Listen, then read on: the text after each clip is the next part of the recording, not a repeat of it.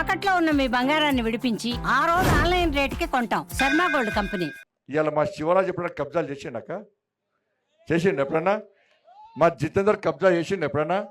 వీళ్ళు మొన్న ఎన్నికల్లో ఎప్పుడు ఎన్నికలు వచ్చినా మీ గడపకొచ్చి అక్క, అన్న, తమ్ముడు, చెల్లె, బండి సంజయ్ అన్న పోటీ చేస్తున్నాడు, గుర్తుకు ఓటే, ప్లీజ్ మోడీకి ఓటేరని చెప్పి మీ ఇంటి ముందు కలిసి దండం పెట్టి కాళ్ళు మొక్కి నాకు ఓట్లు వేసేసారక్క వీళ్ళు. అందుకే టికెట్ ఇస్తాం వాళ్ళని గెలిపేయడానికి నేను మీ ముందుకు వచ్చినాక. అవునా కాదా? వాళ్ళు వచ్చి ఓట్లే అడిగిరా, పైసలు సంపాదించుకోండి, కబ్జాలు చేసిండు ఎవరన్నా? ఆయన ముఖం అట్లా చేసినట్టు పైన ముఖం కూడా పాపం ఉన్నాడు, అట్లా మంచిగా అందంగా ఉన్నాడు, మంచిగా పాపం సిన్సియర్, బాగా సిన్సియరు. ఏమంటాడు పాపం, రోజు వస్తాడు ఏదో పని చేసుకోబోతాడు.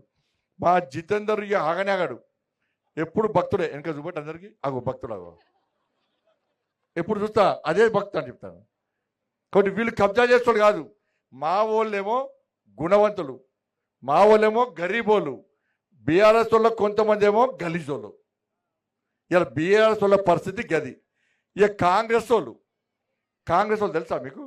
మన ఓట్లు వేసిర్రు కదా వాళ్ళకు, వేసిర్రా? అబ్బో ఎందుకేలే 2500 ఇస్తా అంటే ఓటు వేయలే మీరు? వేయలే. ఇట్లా అంటారు 2500 రూపాయలు వచ్చినాయా? 4000 రూపాయలు ఆసరా పెన్షన్ వచ్చినాయా? తులం బంగారం వచ్చిందా? చకచక పెడుతూనే మెడలు చూడరు. కాంగ్రెస్ వాళ్ళు మళ్ళీ పోంగ జాగ్రత్త దొంగలాలు మొత్తం పోంగ చుట్టూ మంచిగా కప్పుకొని వారు కూడా ఎత్తుకపోతారు. తులం బంగారం ఇచ్చి స్కూటీలు ఇచ్చిరా? మీ పిల్లలకు ఉద్యోగాలు ఇచ్చిరా? మీకు ఇండ్లు ఇచ్చిరా?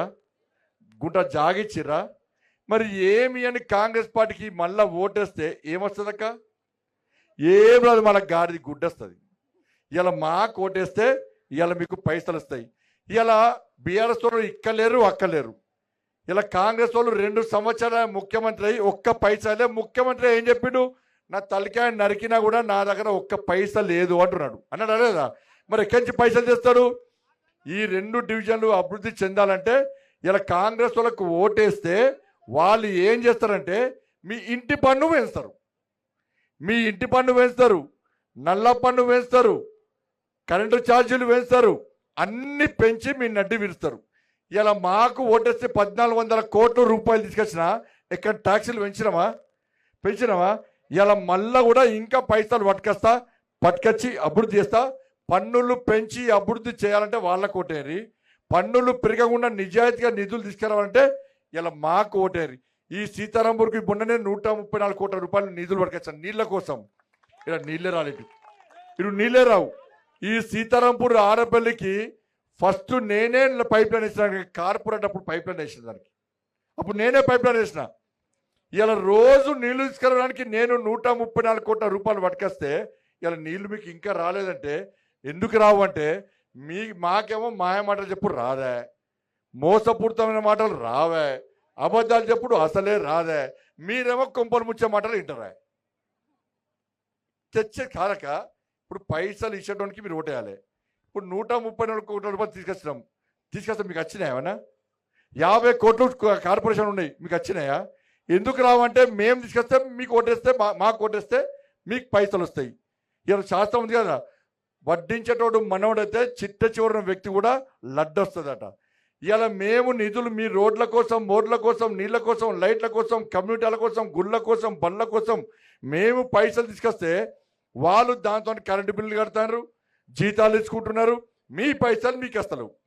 అందుకే నరేంద్ర మోడీ గారు చెప్పారు, బండి సంజయ్ నువ్వు కరీంనగర్లో మేయర్ని గెలిపి ఇలా కరీంనగర్ అభివృద్ధి ఏందో చేస్తా, మీకు నిధులు ఇచ్చే బాధ్యత నాది అని చెప్పి నరేంద్ర మోడీ గారు చెప్పారు. కాబట్టే ఇలా బాధ్యత గల్లా ఎగరేసుకొని మీ దగ్గర వచ్చి అక్క నేను నిధులు తీసుకొస్తా, అన్నా నేను తీసుకొస్తా అని చెప్పి మీ దగ్గర మాటిస్తున్నక్క. మాయమాటలు పట్టి మోసపోకూరక్క, ఇద్దరు మంచోళ్ళక్క. మీరు గలీజోళ్ళకు ఓట్లేస్తే రేపు కరీంనగర్లో తలెత్తుకొని తిరగలేదక్క. బయట చర్చ జరుగుతుంది అంతా. పైసలు వచ్చినాయా? పైసలు ఇచ్చిర్రా? ఇస్తారు, రేపు వస్తారు. తీసుకోండి, పక్కా తీసుకోండి. కబ్జా చేసిన పైసలైనా పుక్కడికి వచ్చినాయమన్నా? కబ్జాలు చేసిన పైసలైనా జైలుకైనా పైసలైనా? అవునా కాదా? ఇలా వాళ్ళందరూ కోటీశ్వర్లేరు. ఇలా మా వాళ్ళేమో బికారిగా జెండా నమ్ముకున్నారు. పాపం పార్టీ కోసం పనిచేసి వాళ్ళు బికారిగా లేరు. ఇలా మళ్ళా వాళ్ళకు ఓటేస్తాను చెప్తున్నాక మీ ఇజ్జత్ పోతుంది, బయట పోతుంది. కబ్జా చేసి జైలుకి వెళ్ళిన కూడా సీతారాంపురంలో, ఆరపిల్లలు, ఆర్టీసీ కాలంలో ఏరియాలు అందరూ ఓటు వేసిరంటే రేపు వీళ్ళేమోటలరా? గా దొంగదందాలు లంగదందాలు చేసిన వాళ్ళు కూడా ఓటేస్తారా? ఇక రేపటి నుంచి కరీంనగర్ అందరు కబ్జా చేసి సాధిస్తారు. నేను అడుగుతారు కబ్జా చేయొద్దు అంటే ఊకవే, ఇక కబ్జా చేస్తామని వాళ్ళు గెలిపించాలి. సీతారాంపురం ఆరపిల్లకి ఆర్టీసీ వాళ్ళు గెలిపించాలి కదా, నువ్వు మాకు నిధులు చెప్తావా అని నన్ను అడుగుతారు. ఆ అవకాశం ఇయ్యకూరి. వీళ్ళిద్దరు మీకోసం పనిచేస్తారు.